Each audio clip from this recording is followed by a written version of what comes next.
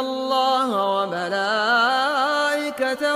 يصلون على النبي يا أيها الذين آمنوا صلوا عليه وسلموا تسليما.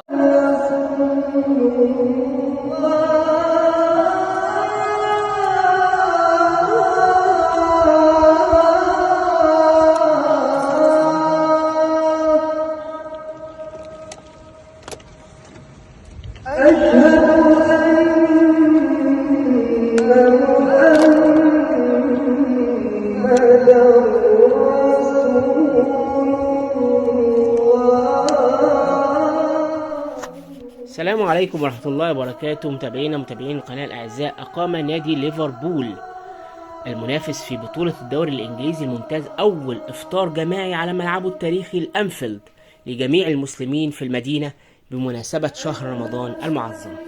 تعاون ليفربول مع مجموعة من المساجد الموجودة في المدينة الإنجليزية من أجل التجهيز لهذا الإفطار يوم أمس الأحد، وحضروا حوالي 2800 شخص.